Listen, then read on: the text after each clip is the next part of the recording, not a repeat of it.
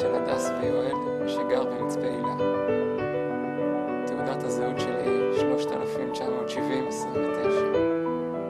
היום הוא יום שני, 14/9/2009.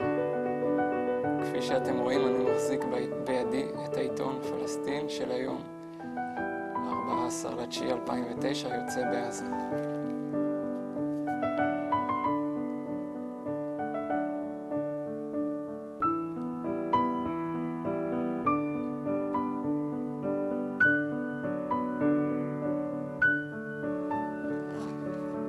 אני קורא בעיתון במטרה למצוא מידע לגביי, ומקווה למצוא מידע כלשהו שיבשר לי על שחרורי ועל חזרתי הביתה בקרוב. אני מקווה ומחכה כבר תקופה ארוכה ליום שבו אשתחרר. אני מקווה שהממשלה הנוכחית בראשות בנימין נתניהו לא תבזבז כעת את ההזדמנות להגיע לסיכום העסקה, וכתוצאה מכך אני אוכל סוף סוף להגשים את חלומי ולהשתחרר. אני רוצה למסור דרישת שלום למשפחתי ולומר להם שאני אוהב אותם ומתגעגע אליהם מאוד ומייחל ליום שאראה אותם שוב. אבא, יואל והדס, האם אתם זוכרים את היום שבו הגעתם לבסיס שלי ברמת הגולן בתאריך 31/12/2005, שאם אני לא טועה נקרא רוויה ב'?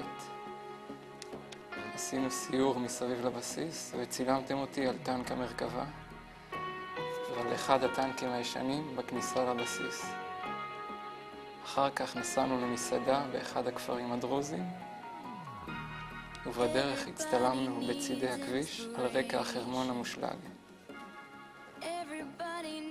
אני רוצה לומר לכם שאני מרגיש טוב מבחינה בריאותית, והמג'הדים בגדודי אל-זדין אל-קסאם מתייחסים אליי מצוין. תודה רבה ולהתראות.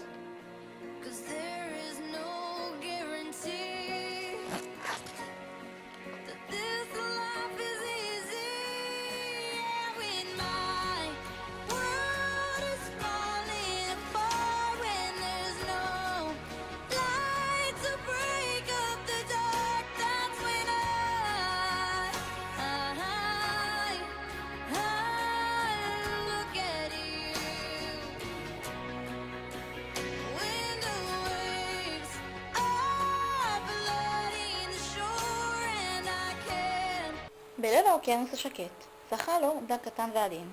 פתאום ראה הדג כריש שרצה לטרוף אותו. הוא החל לשחות מהר, ככה גם הכריש. פתאום הדג עצר וקרא לכריש, למה לך לטרוף אותי?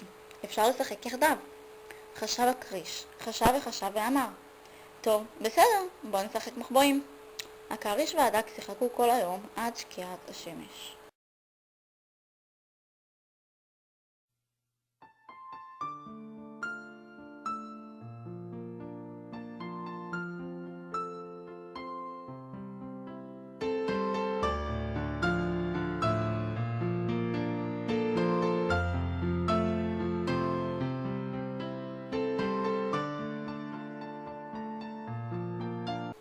בזמן שאנחנו צוחקים, עובדים, משתוללים, חוגגים, שמחים ומאושרים, יושב בן אדם אחד חשוב עד מאוד, ומייחל לראות אור יום שוב, לראות את המשפחה, החברים, מחכה לחזור לחיים.